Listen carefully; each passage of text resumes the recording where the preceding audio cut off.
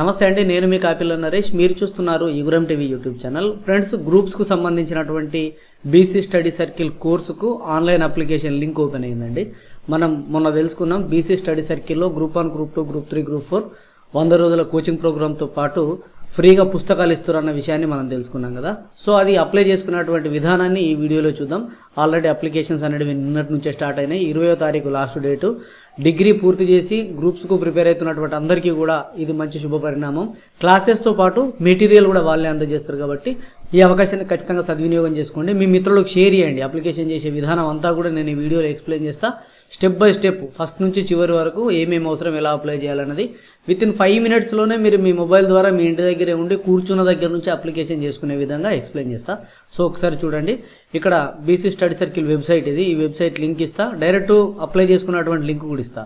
ఇది ఎక్కడ ఉంటుంది అనేది ఒక్కసారి ఎక్స్ప్లెయిన్ చేస్తా. ఇక్కడ నోటిఫికేషన్స్ అని ఉంటుంది, వ్యూ మోర్ అని ఉంటుంది. వ్యూ మోర్ పైన క్లిక్ చేయగానే మనకు నోటిఫికేషన్లకు సంబంధించినటువంటి ఇట్లా ఓపెన్ అవుతుంది. ఇగో ఫ్రీ ఆన్లైన్ కోచింగ్ అని ఉందా, దీనిపైన లింక్ పైన క్లిక్ చేయగానే ఇక్కడికి వస్తుంది. సో ఇందులో అప్లై ఆన్లైన్ అని ఉంది కదా, free coaching program for foundation course group 1, group 2, group 3, group 4 2022, 23, 24 సంబంధించి అప్లై ఆన్లైన్ పైన క్లిక్ చేస్తే ఈ అప్లికేషన్ ఓపెన్ అవుతుంది.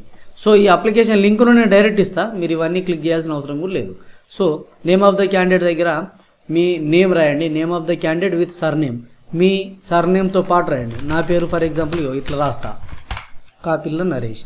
క్యాపిటల్ లెటర్లో రాస్తే ఇంకా మంచిది, డైరెక్ట్ క్యాపిటల్ లెటర్లో రాస్తే ఇంకా మంచిది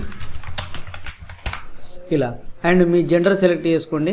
డేట్ ఆఫ్ బర్త్ ఎంటర్ చేయండి. డేట్ ఆఫ్ బర్త్ ఎంటర్ చేసేటప్పుడు జాగ్రత్త చూడండి, డేటు, మంత్, ఇయర్ మీరు ఎంటర్ చేసినా కూడా ఇట్లా పడుతుంది. సో ఇక్కడ క్యాలెండర్ నుంచి సెలెక్ట్ చేసుకోవచ్చు, ఎంటర్ చేయొచ్చు. మీ ఫాదర్ నేమ్ రాయండి. ఫాదర్ నేమ్ రాసేటప్పుడు ఈ ప్రిఫిక్స్లు ఏవైతే ఉంటాయో అవి పెట్టకండి. మిస్టరు, శ్రీ అని చెప్పేసి ఇవేవి మెన్షన్ చేయకండి. ఫాదర్ నేమ్ రాయండి. అదేవిధంగా మదర్ నేమ్ రాయండి. వాటికి కూడా ఈ ప్రిఫిక్స్లు ఏం పెట్టకూరి, మిసెస్ అని చెప్పేసి ఇట్లా. సో ఆధార్ నెంబర్ రాయండి. ఇక్కడ 6వ నెంబర్లో ఆధార్ నెంబర్ తర్వాత నేటివ్ డిస్టిక్ ఏదో సెలెక్ట్ చేసుకోమంటుంది. ఇక్కడ మన తెలంగాణలో ఉన్నటువంటి 33 జిల్లాలు ఇక్కడ కనిపిస్తాయి. మీరు ఏ జిల్లాకు చెందినవారో ఆ జిల్లాకు సంబంధించినటువంటిది సెలెక్ట్ చేసుకోవాలి. మరి 33 జిల్లాలలో స్టడీ సర్కిల్ ఉంటాయా అంటే 33 జిల్లాలలో స్టడీ సర్కిల్ లేవండి. కేవలం 12 జిల్లాలలో మాత్రమే ఉన్నాయి. ఉమ్మడి 10 జిల్లాలతో పాటుగా సిద్దిపేట, సిరిసిల్ల ఈ జిల్లాలలో మాత్రమే స్టడీ సర్కిల్స్ ఉన్నాయి. మీ నియర్ బై స్టడీ సర్కిల్ను సెలెక్ట్ చేసుకోమని అంటది. ఫర్ ఎగ్జాంపుల్ నాది రాజన్న సిరిసిల్ల కాబట్టి రాజన్న సిరిసిల్ల సెలెక్ట్ చేసుకుంటున్నా. నేటివ్ డిస్టిక్ ఇది ఫస్ట్ది, నేటివ్ జిల్లా.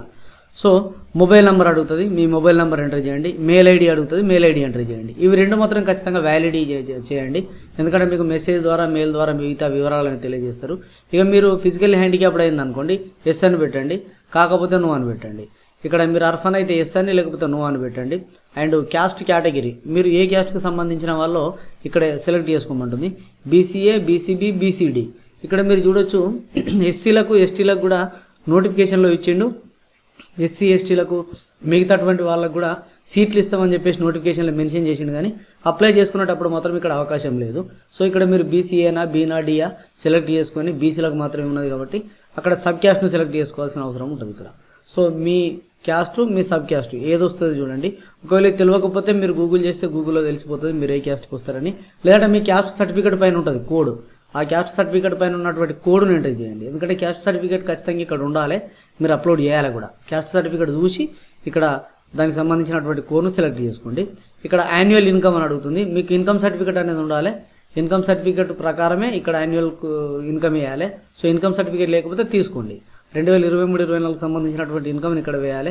ఎంత? 1,00,000, 1,50,000, 2 లక్షల. మనకు 5 లక్షల వరకు ఎగ్జిబిషన్ ఉంటుంది. 5 లక్షల లోపు ఉన్నటువంటి వాళ్ళందరూ అప్లై చేసుకోవచ్చు. ఇక ఎడ్యుకేషనల్ క్వాలిఫికేషన్, మీ క్వాలిఫికేషన్ ఏంది? ఎంఎస్సీయా, ఎంకమా, బీఎస్సీయా, బీకమా రాయండి. అండ్ ప్రిఫర్డ్ కోర్సు మీరు దేనికోసమో అప్లై చేసుకుంటున్నారు. Group 1, group 2, group 3, group 4. Group 2 అయితే గ్రూప్ 2 అని, గ్రూప్ 3 అయితే గ్రూప్ 3 అని, ఏదైతే అది ఇక్కడ సెలెక్ట్ చేసుకోండి. ఇక్కడ ప్రిఫర్డ్ స్టడీ సర్కిల్ ఇక్కడ చూడండి, నాది రాజన్న సిరిసిల్ల. ఇక్కడ నేను ఎక్కడ అప్లై చేస్తా అంటే ఇక్కడ చూడండి, నాకు ఆదిలాబాద్, హైదరాబాద్, జోగులాంబన, కరీంనగర్ మనకి ఎక్కడ అవసరం ఉంటే అక్కడ అప్లై చేసుకోవచ్చు. నాకు రాజన్న సిరిసిల్ల ఉంది కాబట్టి రాజన్న సిరిసిల్ల. ఇక్కడ సిద్దిపేట కొత్తగా వచ్చింది. ఇక మిగతా అన్నీ కూడా ఉమ్మడి జిల్లాలు అనమాట. ఈ 12 జిల్లాలు మాత్రమే అవకాశం ఉంటుంది. మీరు 33 జిల్లాలలో ఏ జిల్లాకు చెందిన వాళ్ళైనా ఈ 12 స్టడీ సర్కిళ్లను మాత్రమే సెలెక్ట్ చేసుకోవాలి. సో నేను మా రాజన్న సిరిసిల్లలో ఉన్నది కాబట్టి రాజన్న సిరిసిల్లని సెలెక్ట్ చేసుకున్నా. ఒకవేళ మీది కనుక పెద్దపల్లి అయింది అనుకోండి, పెద్దపల్లి జిల్లా అని ఇక్కడ పెట్టుకొని, లేదు అని అంటే మీది మంచిర్యాల జిల్లా అయిందనుకోండి, నాగర్ కర్నూలు జిల్లా అయిందనుకోండి, ఇట్లా మీ నాగర్ కర్నూలు ఇక్కడ ఉంటుందంటే కనబడదు. సో మీరు దేనికి దగ్గర ఉంటుంది, ఏ జిల్లాకు దగ్గర ఉంటుందో ఆ జిల్లాలో అక్కడ ఉన్నటువంటి దాన్ని బట్టి దాన్ని ఇట్లా సెలెక్ట్ చేసుకోండి. సెలెక్ట్ చేసుకొని అంటే అక్కడ ఆ స్టడీ సర్కిల్లో మీకు కోచింగ్ ఇవ్వడానికి సిద్ధం. మళ్ళీ ఇక్కడ ఇంకా కొంతమంది అడుగుతారు, కోచింగ్ ఆన్లైన్లో ఉంటుందో ఆఫ్లైన్లో ఉంటుందో అని అడుగుతారు. ఆఫ్లైన్లోనే ఉంటుందండి, ఆన్లైన్లో ఉండదు. ఆఫ్లైన్లోనే ఈ కోచింగ్ అనేది అందజేయబడుతుంది. మళ్ళీ మీకు హాస్టల్ ఫెసిలిటీ ఉంటుందా అని అడిగారు చాలామంది. హాస్టల్ ఫెసిలిటీ ఏముండదు, మనం అక్కడ బయట హాస్టల్ నుండి క్లాస్కి అటెండ్ కావాలి. ఇక్కడ ఇచ్చేది ఒకటే, కోచింగ్ ఇస్తారు, పుస్తకాలు ఇస్తారు, ఇవి రెండే ఇస్తారు. ఇక మీడియం అని అడుగుతారు, తెలుగు మీడియం ఇంగ్లీష్ మీడియం రెండు ఉంటాయి. మీకు ఏది కావాలంటే అది. మ్యాక్సిమం తెలుగు మీడియం వాళ్ళు ఎక్కువ ఉంటారు కాబట్టి తెలుగు మీడియం, ఇంగ్లీష్ వాళ్ళు ఉంటే ఇంగ్లీష్ మీడియం సెలెక్ట్ చేసుకోండి. సో ఇట్లా మీడియం సెలెక్ట్ చేసుకోవాలి. తర్వాత జోన్, మీరు ఏ జోన్ పరిధికి వస్తారో ఆ జోన్ను సెలెక్ట్ చేసుకోవాలి. బాసర, భద్రాద్రి, చార్మినార్, జోగులాంబ, కాళేశ్వరం, రాజన్న, ఇట్లా మీ జోన్ను సెలెక్ట్ చేసుకోండి. తర్వాత కాన్స్టిట్యున్సీ, మీరు ఏ కాన్స్టిట్యున్సీ పరిధిలోకి వస్తారనేది సెలెక్ట్ చేసుకోవాలి. నేనైతే మాకు వేములవాడ కాన్స్టిట్యున్సీ పరిధిలోకి వస్తా. సో ఇట్లా సెలెక్ట్ చేసుకోవాలి. దాని తర్వాత మీ అడ్రస్, కమ్యూనికేషన్ అడ్రస్ సెలెక్ట్ చేసుకోవాలి. ఇక్కడ ప్రతి సెలెక్ట్ చేసుకోవడమే, కొన్ని మాత్రమే ఫిల్ చేసేవి ఉన్నాయి. మీ జిల్లా సెలెక్ట్ చేసుకోవాలి, మీ మండల్ సెలెక్ట్ చేసుకోవాలి, తర్వాత మీ విలేజ్ సెలెక్ట్ చేసుకోవాలి, మీ స్ట్రీట్ రాయాలి, ఏ స్ట్రీట్కి వస్తుందో రాసి మీ డోర్ నెంబర్, హౌస్ నెంబర్ రాయాలి, మీ పిన్ కోడ్ నెంబర్ రాయాలి. ఇది అడ్రస్కు సంబంధించి, కమ్యూనికేషన్కి సంబంధించి.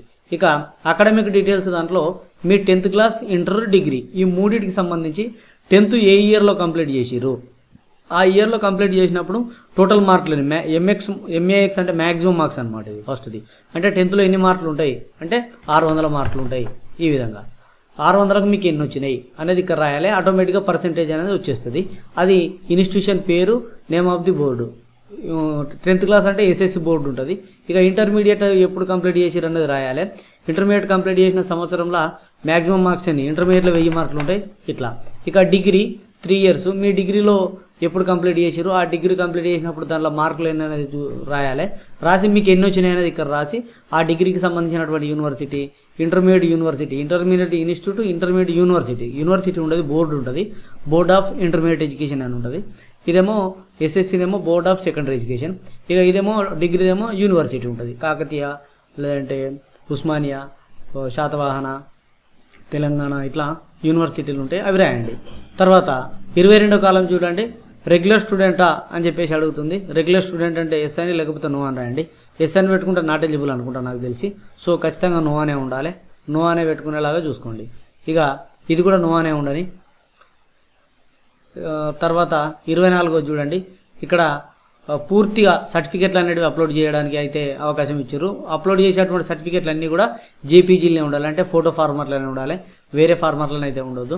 ఇక పాస్పోర్ట్ సైజ్ ఫోటో ఒకటి అప్లోడ్ చేయాల్సి ఉంటుంది, మీ సిగ్నేచర్ ఒకటి అప్లోడ్ చేయాల్సి ఉంటుంది. ఫోటో, సిగ్నేచర్ వేరువేరుగా ఉండాలి. ప్రతిది కూడా 100 KB లోపే ఉండాలి, 100 KB లోపు మంచి క్వాలిటీ ఉండాలి. ఇక కమ్యూనిటీ సర్టిఫికెట్ ఎంఆర్ఓ ఇచ్చినటువంటిది ఖచ్చితంగా స్కాన్ చేయాలి. లేటెస్ట్ ఇన్కమ్ సర్టిఫికెట్ అనేది ఖచ్చితంగా స్కాన్ చేయాలి. మీ ఎస్ఎస్సి మేమో, మీ ఇంటర్ మేమో, మీ degree memo, graduate certificate, degree మేమోతో పాటు గ్రాడ్యుయేషన్ సర్టిఫికేట్ అంటున్నాడు, అంటే పట్టా అనమాట. ఒకవేళ ఇది లేదనుకోండి, ఆ డిగ్రీ మేమోనే మళ్ళీ ఇందులో పెట్టి స్కాన్ చేయండి, సరిపోతుంది. కొంతమంది పట్టా తీసుకోరు, కొంతమంది దగ్గర మార్క్స్ మేమో ఉంటుంది. సో మెమోరాండమ్ ఆఫ్ మార్క్స్ ఒక దాంట్లో, అండ్ డిగ్రీకి సంబంధించినటువంటిది ఇంకో దాంట్లో, 2 సర్టిఫికేట్లు ఉంటే అక్కడ ఒకటి ఇక్కడ ఒకటి పెట్టండి. ఒకటే ఉన్న వాళ్ళు రెండిట్లలో ఒకటే పెట్టండి, ఏం కాదు. ఇక నేటివిటీ సర్టిఫికేట్ అంటే లోకల్ సర్టిఫికేట్ ఉంటుంది కదా, సో అది. అండ్ ఆధార్ కార్డు, అంటే ఈ నేటివిటీ సర్టిఫికేట్ ఎందుకంటే మీరు అదే లోకల్కు చెందినటువంటి వాళ్ళు అని ప్రూఫ్ చేసుకోవడం కోసం నేటివిటీ సర్టిఫికేట్ అండి. సో నేటివిటీ సర్టిఫికేట్ అని పెట్టండి.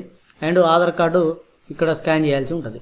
అన్నీ అయిపోయిన తర్వాత అది సర్టిఫైడ్ అని చెప్పేసి ఇక్కడ క్లిక్ చేసి సబ్మిట్ పైన క్లిక్ చేయగానే సో మీ అప్లికేషన్ అనేది సజావుగా అయిపోతుంది. అప్లికేషన్ కాగానే మీ మొబైల్ నెంబరు అండ్ మీ మెయిల్ ఐడికి మీరు సెలెక్ట్ అయ్యారా లేదా అని చెప్పేసి అయితే మనకు లిస్ట్ అనేది వస్తుంది.